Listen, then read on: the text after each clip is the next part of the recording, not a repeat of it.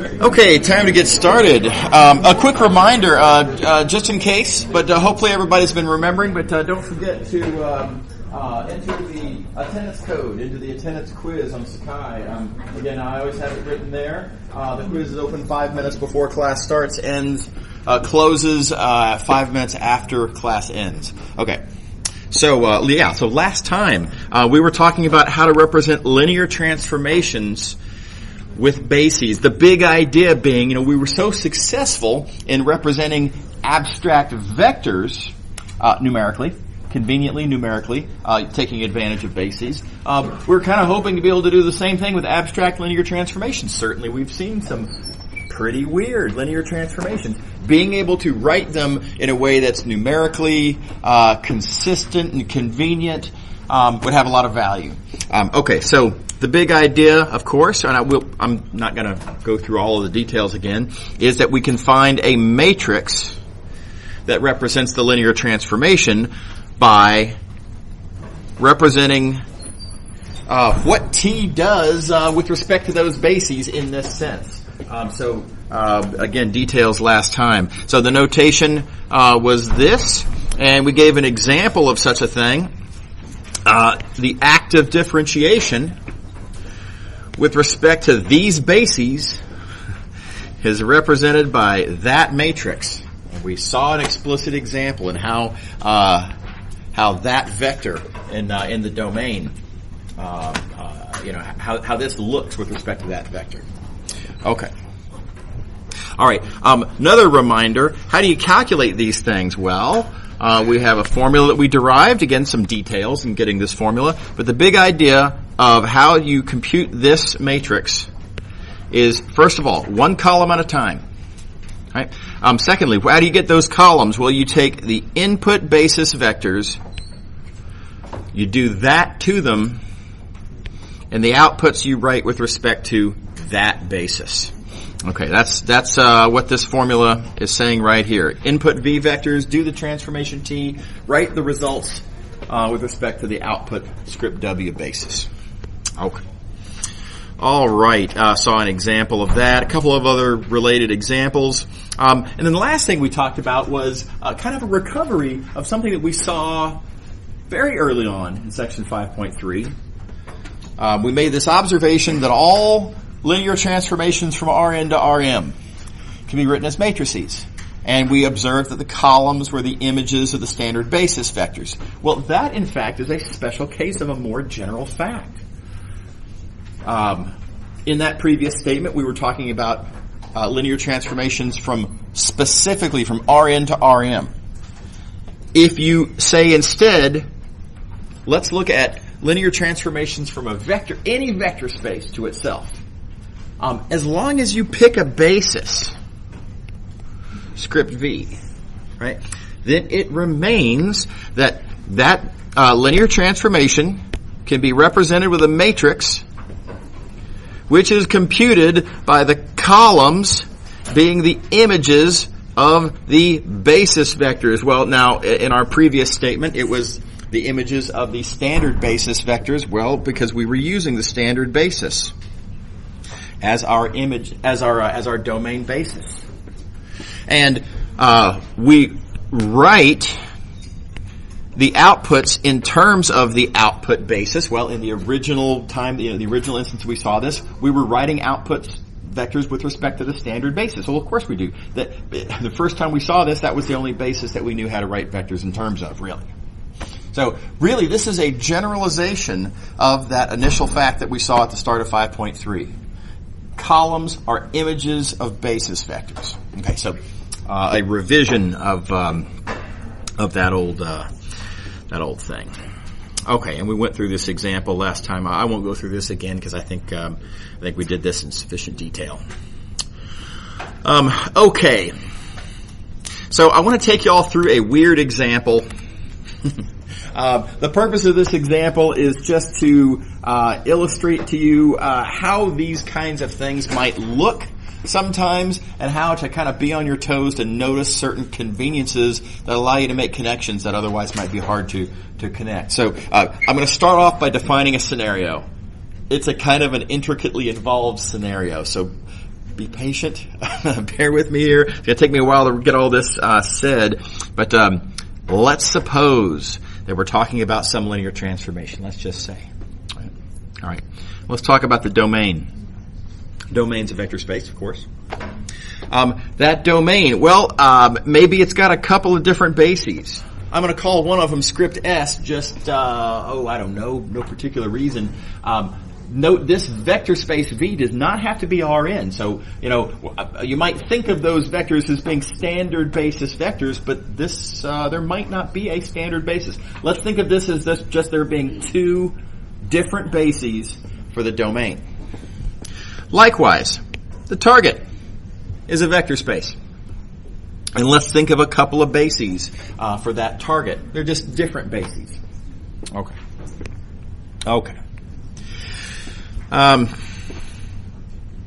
Now, this vector here, V1, arbitrarily, and again, I'm just making up a story here. This is not a general truth or anything. I'm just saying, let's suppose I need to have some notation down on the page so I can write some things down. Let's suppose that we know something about that V1 vector. And let's suppose I know its coordinates. Oh, wait a minute. Coordinates of a vector, at this point, going forward, when we talk about the coordinates of a vector, we have to always ask, coordinates with respect to what basis? Right? So, let's suppose that the coordinates of that vector with respect to the S basis, the other basis, right? The only other basis we have, are known and are these numbers C1 through Cn. Okay. Again, let's just say. So likewise, let's talk about this vector over here, W1, and let's suppose that we know its coordinates. Oh wait, coordinates with respect to what? Well, let's just say, again, arbitrarily, that we're talking about its coordinates with respect to the only other basis that we know for the target, S2. Okay, so I'm just making up notation to this point. Nothing's really happened yet. Okay. Okay. Likewise, this linear transformation. Well, I've got various bases with respect to which I could talk about it. I could talk about the linear transformation T with respect to these S bases, perhaps, let's say, right? I've got an input basis, I've got an output basis. I can certainly write down the matrix representing that linear transformation. And I'm just going to say, let's choose to call that matrix A. Well, here's the other thing I could do. Actually, I've got several options, but I could, for example, write T with respect to these other bases, V and W. That's going to give me a different matrix. Of course, right? It's still representing the same linear transformation T, but I'm speaking different languages, you might say, right? And so, of course, I'm going to get a different numerical representation. Okay. I still haven't done anything. I'm just laying out notation. All right, here's where I'm going to actually do something. I'm going to write down a statement and then show you 5 different alternative ways of saying it. So here's the statement. Again, I'm not saying this is true, but let's just suppose it should happen to be the case. Let's suppose T of V1 is W1. That's not always going to be the case. But let's say it is. Here then are 5 equivalent statements that look, certainly, at least some of them look very different from at least some of the others. And what I'd like to do is talk you through how it is that these 5 statements, again, keep in mind we have a lot of context up here. There's a bunch of notation that's been set up. I would like to talk you through how you can look at these 5 statements and realize that, they're really all saying the same thing. Okay. In particular, let's look at the ones on opposite ends. That statement and that statement look totally different, right? This first statement is something about the matrix A. This is making a statement about the matrix M. The first statement, the vectors, the input and output vectors are numbers which are not reproduced at all down here in this second statement. They look like totally different statements. Okay. I claim they're saying morally the same exact thing. Okay, so let's proceed. Okay, let's focus on the top half here just for a second. Let's remind ourselves what this A matrix is. A represents T with respect to the standard basis. Okay, let's remind ourselves what are these numbers C1 through Cn? Well, those numbers represent V1 with respect to the S1 basis. And let's remind ourselves, what are those numbers? Well, here we are. Those represent W1 with respect to the S2 basis. Okay, so remembering all of this notation up here, right? This first matrix statement,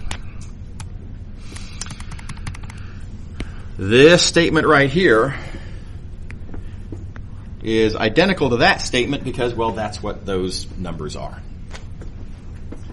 All right, now let's look at this second statement down here and observe that what this is saying is I'm talking about a linear transformation in such a way that I want to talk about input vectors in the S1 language and I want to talk about output vectors in the S2 language. I am applying this linear transformation, okay, as a matrix, but I'm applying it to a vector V1 that is in S1 language.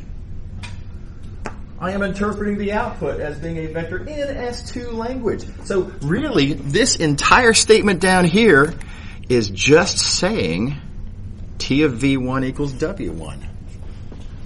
This is just saying T, well, let's see here. So T, V1, W1, and I'm just writing those down all with respect to a certain choice of languages. I want to talk about input vectors with respect to S1 language. I want to talk about output vectors with respect to S2 language. Okay. All right, so when you see a statement like this, what I'd like to encourage you to do is you say, you've got this matrix A, and realize, first of all, that, look, A, the reason we care about this matrix A is because it represents some linear transformation.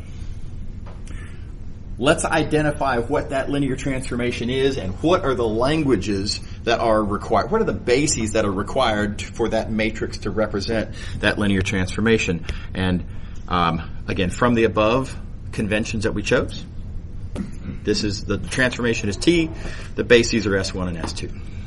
Okay. All right. Now, I claim we can do the same thing coming from the other side. So this statement here, and I have to zoom back out for space. This statement here, M times 1 with a bunch of zeros, gives me another 1 with a bunch of zeros. What is this saying? Is the intention of this statement to make it a statement about arithmetic? Not really. No, of course not. M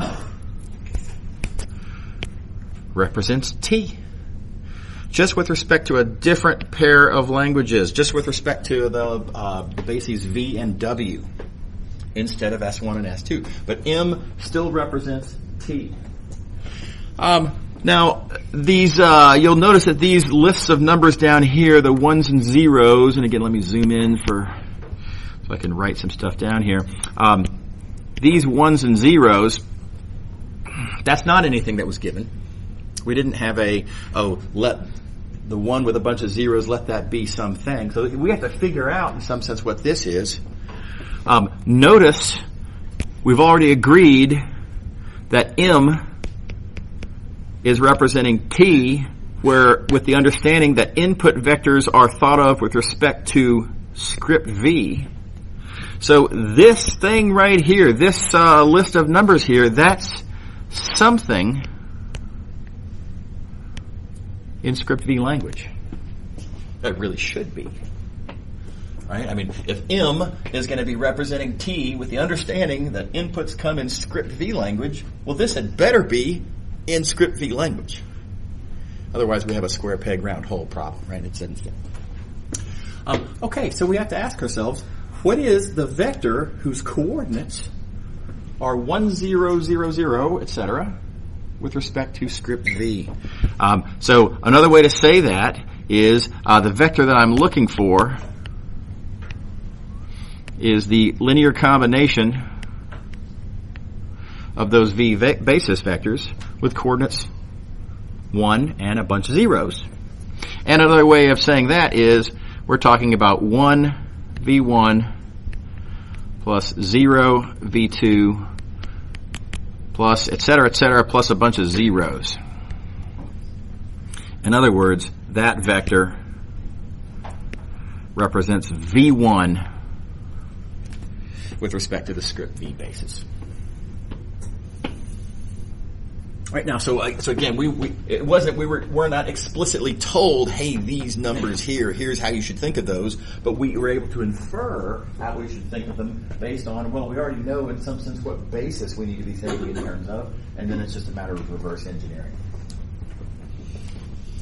Okay. Likewise, on the other side over here, we know that M is representing T. We know that it is doing so in such a way that output vectors should be thought of with respect to the W basis.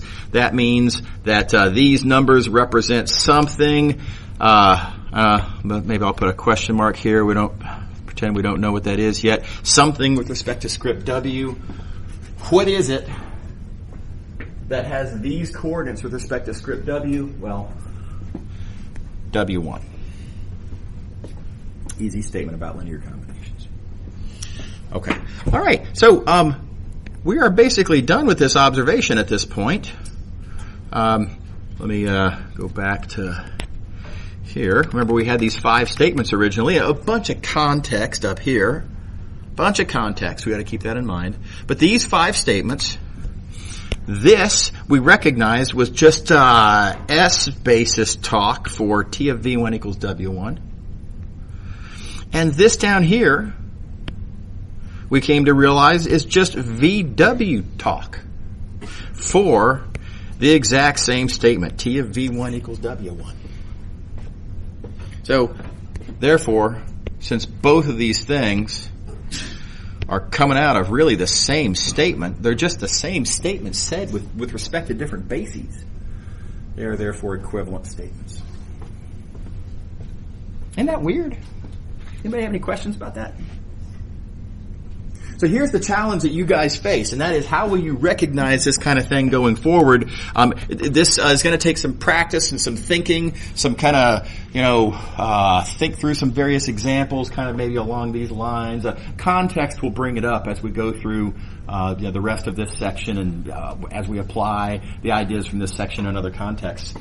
5.5 is going to be a big one. But where you're going to start looking at things like this, and what I want to encourage you to do is every time you see a statement like this, ask yourself, okay, look, this is not a statement about arithmetic that I care about for arithmetic reasons. I care about this because this is telling me about some linear transformation. Identify what is the linear transformation. With respect to what bases are we talking here? And so likewise, so for this statement here, A is representing T, and it is doing so with respect to these bases. Once you know those bases, you then know how to interpret these things, and punchline, you know how to interpret your numerical statement as a statement about linear transformations in vectors. And likewise, if you're coming from other statements that are written in other languages, translate those as well. Okay. Eventually, it's going to be handy to be able to do the following, and that is to look at this, see that you're talking about, so this is clearly a statement in a certain language. In those languages, these are clearly the objects in question, and then directly translate to, and this is how you talk about those things with respect to a different language. So being able to jump like this would be an eventual goal. That's going to take some practice. Okay, anyway, I think this is a good example of how these statements can come about, and I just wanted to spend a little bit of time going through it for y'all. Okay, moving along now. Let's talk about change of basis. Very reasonable question. Suppose I know how to talk about a vector with respect to a certain basis, but I would like to be able to talk about it with respect to a different basis. Right? I need to change my language, change the basis with respect to which we're thinking about things. So one thing you could do, and this is tedious and not recommended, one thing you could do is from the coordinates infer what V is as an abstract vector. Right? Reverse engineer that V. And then once you know that V, find its coordinates with respect to W. That's the tedious, brute force, unrecommended way to do this. Here's the really clever observation, an alternative method, and that is to realize that what we're looking for here is, this is going to sound silly, we are looking to take this vector, we are looking to apply a very special linear transformation to that vector. The very special linear transformation we're looking to apply is the identity transformation. The action of don't do anything is a linear transformation. That's an easy one to check. It's a great exercise. I encourage everyone to make sure that you can do that. Make sure you can write down clearly a proof how you know that the identity function is a linear transformation. And notice what I'm trying to do is I'm trying to figure out how to take script V coordinates of the input and how to turn those into script W coordinates of the output. I am looking to find this matrix that represents that identity linear transformation with respect to this pair of bases, as it turns out. Now again, that's not how we originally conceived of this question. We originally conceived of it as, hey, I just want to turn these coordinates into different coordinates. I just want to translate, right? But once we make the realization that, well, we're looking for a matrix representing a linear transformation, we already have a formula for that. The formula is that right there. Right? We just need to figure out what is the matrix representing this linear transformation with respect to these coordinate, these bases V and W. We have a formula for that matrix. The formula for that matrix is this. Right, that's how you compute that matrix. Straight out of the last time's Friday's talk. Good news. The identity transformation is a simple formula. The identity transformation acts on anything to return, well, of course, exactly the same thing. Remember, what this identity transformation is don't do anything. So, simple formula. If you would like to find a change of basis matrix, let's see, where did I write that? Yeah, change of basis matrix that converts for you from V coordinates into W coordinates. The formula for the magic matrix that does that is this. Take the input basis vectors, write their coordinates with respect to the output basis, assemble those as columns into a matrix. That's how you make a change of basis matrix. Okay. Here's an example. There's a basis for R2, V1, V2. Now, I need to tell you what these vectors are. You know, what is V1? I'm going to tell you what V1 is. Keep in mind, if I want to tell you what a vector is by coordinates, I got to tell you coordinates with respect to what basis. I'm going to tell you the coordinates of V1 with respect to the standard basis. So there's my V1. Likewise, here is V2. V2 is that. And keep in mind, when I say this is V2, what I really mean is those are the coordinates of V2 with respect to the standard basis. Okay. All right, so we've got this basis script V. Here is another basis for R2. Standard basis. Right. Good old E1 and E2. So now I've got two different bases, and I could reasonably ask, what is the change of basis matrix from V to S? The formula, change of basis matrix. The columns, I've got to write the one basis in terms of the other basis. Right? If I want to go from V to S, I've got to take these v vectors. I take these v vectors. I've got to write their coordinates with respect to the S basis. That will, according to the formula on the previous page, give me a change of basis matrix from V to S. Right, so just applying the previous page formula to this current scenario, this is what I need to find. I need to know the coordinates of V1 with respect to S. I need to know the coordinates of V2 with respect to S. Oh, good news. I was given the coordinates of V1 with respect to S. That was a lucky break. It was a manufactured lucky break, right? I did that on purpose, right? But then here's the other. I need to know the coordinates of V2 with respect to S. Again, deliberately made that convenient. That was given, and there's the matrix. So this is the magic matrix that converts from V coordinates into S coordinates. Automatically, don't ever have to actually sort of reverse engineer and find the vector itself.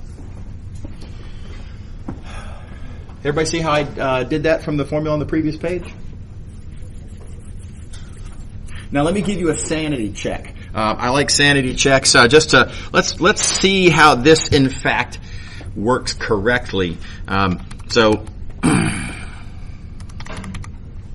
we'll think about the numbers in a second. But this change of basis matrix that converts from V to S coordinates, its job is to take V coordinates of some vector and to return to me S coordinates of the exact same vector. So for example, this matrix should multiply by script V coordinates to give me script S coordinates. That's its job. Let's see if it worked. We're going to see if it worked for this one particular matrix, so our vector. So this change of basis matrix we already have there. The coordinates of we're going to apply this to the vector V1. The coordinates of V1 with respect to script V are a freebie. Heads up for this. What this says here is, how do I write V1 as a linear combination of V1 and V2? Right? So those coordinates there, we're looking at writing V1 equals something V1 plus something V2. Right? What are these numbers? Right? So be on the lookout. Be on the lookout for the easy questions here. Here, how do you write V1 in terms of a list of vectors that includes V1? Well, it's one V1, and then plus none of the other stuff. So thus the 1, 0 that we have right here. Quick pause on that. Is everybody good so far? We're supposed to get out of that, keep in mind, we're supposed to get the S coordinates of V1,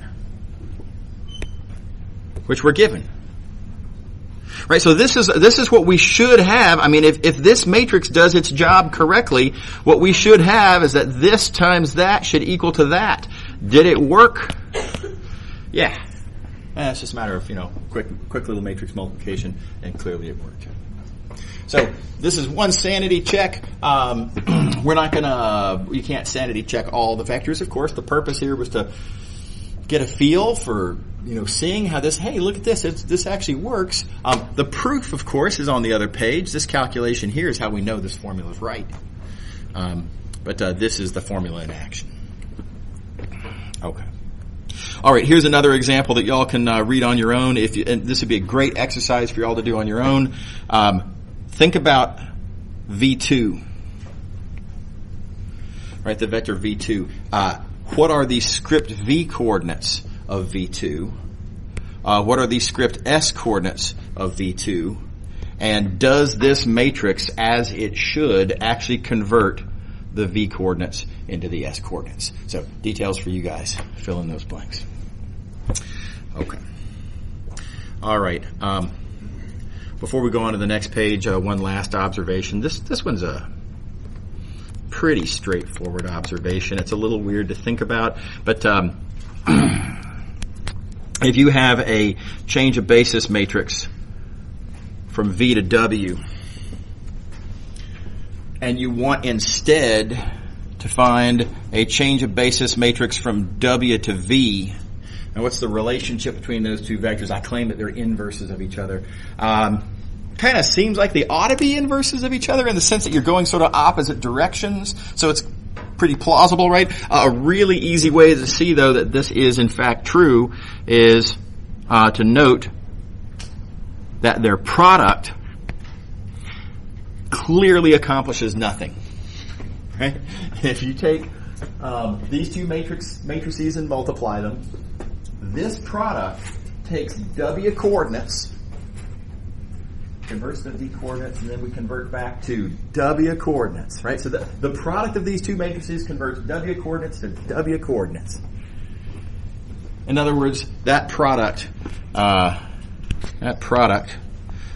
does absolutely nothing, and therefore it's the identity matrix. And therefore these are inverses of each other. Everybody good? All right. Okay, now I have a bit of bad news. Oh man, this is a frustrating thing here. So first, a reminder. This is what a change of basis matrix does. A change of basis matrix from V to W converts V coordinates into W coordinates. That's its job in terms of how we've approached this in this context anyway, right? Okay, second thing. The formula. How do you find this matrix? Here's a formula for it. All right. Now here's where it gets a little weird. The book and I agree on the notation to use to represent this change of basis matrix. The book and I agree on what that matrix accomplishes. The book and I agree on the formula for how to compute the matrix that does this. Here's, however, an area where the book and I just can't see eye to eye. The book refers to this matrix really weirdly.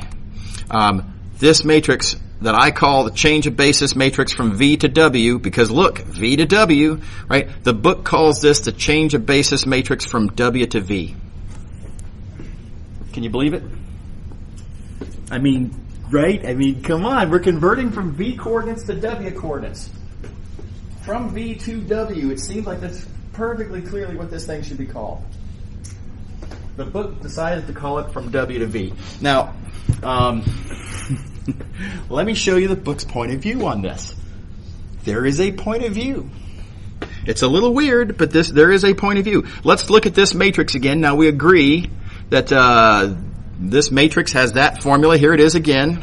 Same matrix, same notation, same formula. Right?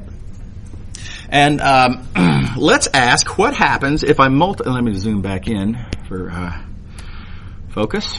What happens when I take this matrix that the book and I agree on for notation and formula and everything? Almost everything. What happens if I multiply that times this little matrix over here, whose columns are the W vectors in standard basis coordinates? I claim that what we get is this matrix, whose columns are the V vectors in standard basis coordinates. And in fact, look at what then this matrix does. This matrix that we're arguing about the name of, right? It's converting a basis consisting of W vectors into a basis consisting of V vectors. So you can kind of see a point of view there, right? And this works. Take this matrix, multiply on the right by our change of basis matrix, and it does indeed give you that matrix. By the way, easy sale on why this is true. I mean, let me just remind you, this is almost a freebie as to why this is true. How would I compute that column?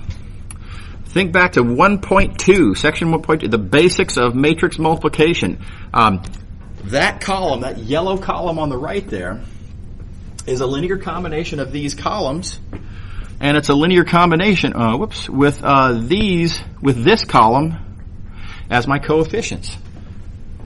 This column of coefficients says, hey, what coefficients do I need to take of the W vectors to produce V1?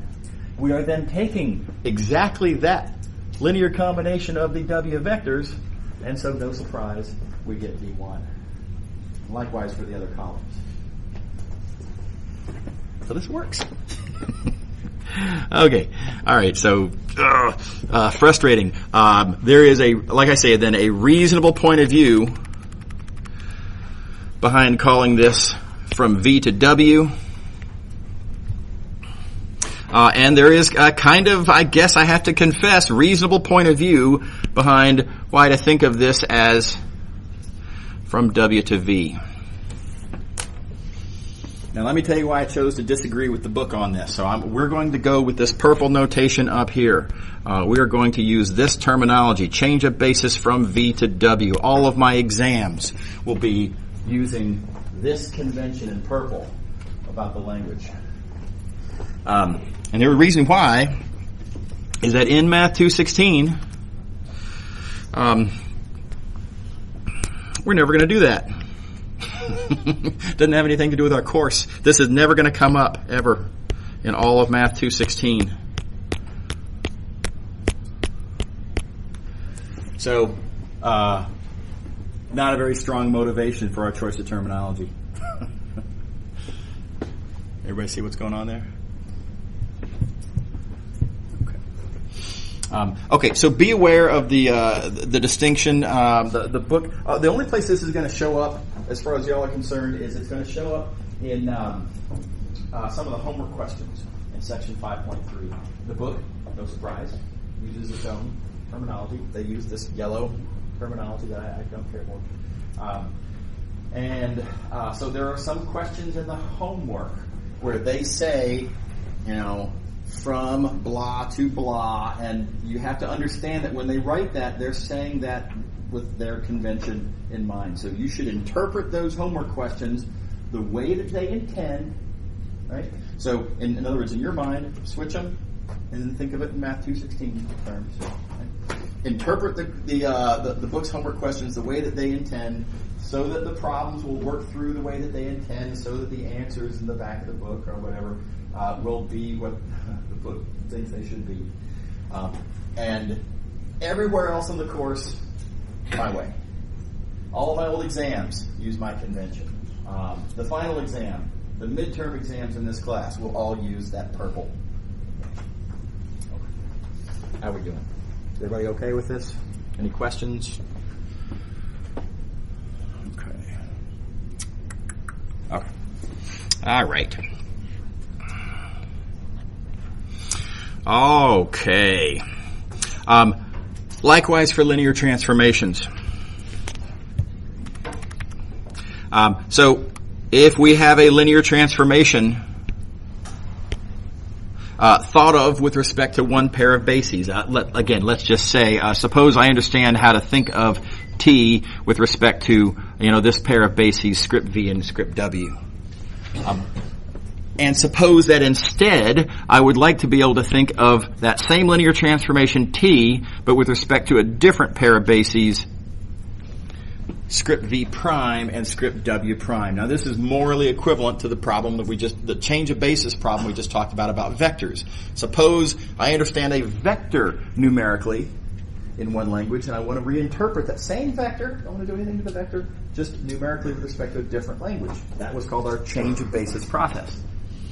Same thing here. Here I understand this abstract linear transformation numerically with respect to one pair of bases, and I just want to interpret it numerically with respect to a different pair of bases.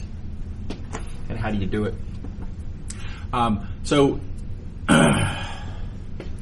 There's different ways that you can think about this. I like to make the observation that the question in front of us sort of presupposes that we have that blue back face diagram there, and then says, well, we would like to understand this purple front face diagram. And then notice that everything else in this diagram we already have names for and we already kind of understand. So specifically, let's look at this left side here, this left sort of face, if you will, of our little prism that we're making here.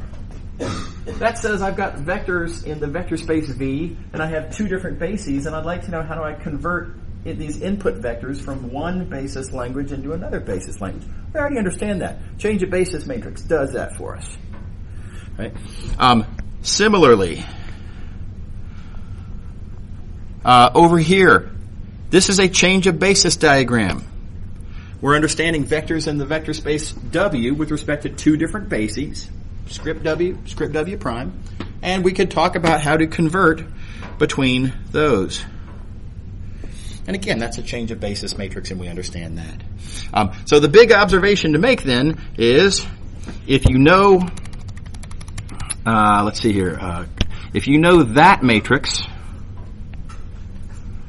and you would like to understand that matrix, well, you can just compose like this, right, and observe that the purple arrow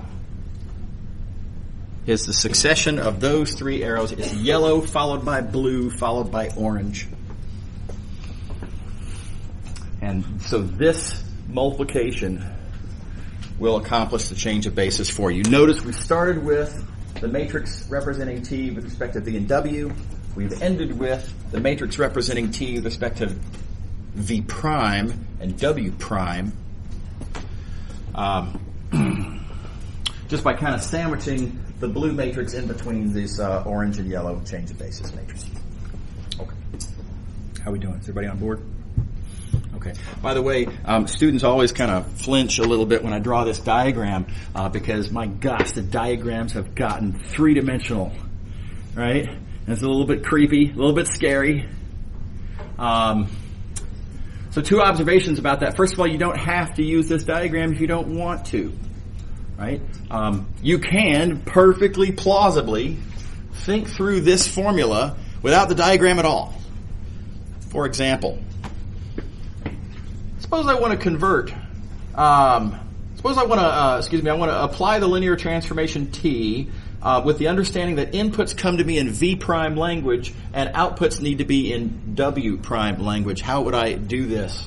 Well, one way to do that is to take these inputs that are in V prime language, convert that V prime language into V language. Then do the linear transformation T with this matrix that you're given, which presupposes that your input is in V language, which you have now arranged. This matrix will give you its outputs in W language. Oh, wait a minute. I want my outputs in W prime language. Okay, well then we do a change of basis, convert the W language outputs that I have into the W prime language that I want. Right? So, I mean, forget about the diagram. This sort of three-step process, you might say, just does this explicitly for us. So that's one point of view you can take. I do want to point out, though, that this diagram does have some big advantages. It keeps track of things for you. It keeps track of what you have where. I'll just show you one example. There is a homework question that is not terribly unlike this. And I don't remember the exact details. I don't want this to be identical anyway. But suppose you are given some vector x that is the script W coordinates of T of V. And suppose you want to find, let me do this in a different color. Suppose you want to find what you get when you take the matrix representing T with respect to V prime and W prime and multiply by V's V prime coordinates. Now that looks like a really hard problem, doesn't it? Look at all these subscripts and superscripts and curly letters and oh my gosh, right? So we're given something weird. We want to compute something weird. Look what the diagram does for us, though. The diagram says, okay, well, we are given that. Some vector V, we apply the linear transformation T, we write the coordinates in W language. So we were given the result of that, purple composition there on the diagram. What we would like to find is this. Right? We would like to take the mystery vector V that we don't know, right? Its coordinates with respect to V prime. That's what the diagram says. And then multiply by this matrix representing T with respect to V prime and W prime. So what you see then is that what we are given and what we want are going to be really easily related by just multiply by the change of basis matrix. And the diagram keeps track of that for you. So I think that's really convenient and very nice and very much your friend. And I hope you'll think about how this diagram is really a very natural way to show how all the different things that are involved in this process really all connect to each other very naturally. Okay, so for your consideration. Okay, last example I want to do. I'm going to be pretty quick about this. This is anyway, we'll see what we can do. Suppose I want to find a matrix that does this. I want to find this matrix A. This arithmetic thing, 2 by 2 matrix that multiplies by 1, 3 to give 2, 5, and multiplies by 2, 5 to give 1, 3. How would I find such a matrix?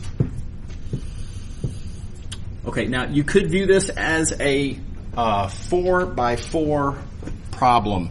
You can view this as, well, there's 4 unknowns. We've got a 2 by 2 matrix, right? It has 4 entries, A, B, C, D, right? And I have 4 equations. There's 2 equations inside of the first matrix given, and there's 2 equations inside of that. We have 4 equations and 4 unknowns, and you can take that point of view on it, but let's not. Let's take a change of basis point of view on this. The big idea is to say this matrix A, this is not easily understood with respect to the standard basis. But it's super easily understood with respect to this other basis. If I pick this basis, consisting of vectors V1 and V2, whose coordinates are these little arrays of numbers that I'm given, 1, 3, and 2, 5. Right? If I take those vectors, make a basis out of them, it's really easy to understand what the linear transformation is doing with respect to that basis. Now,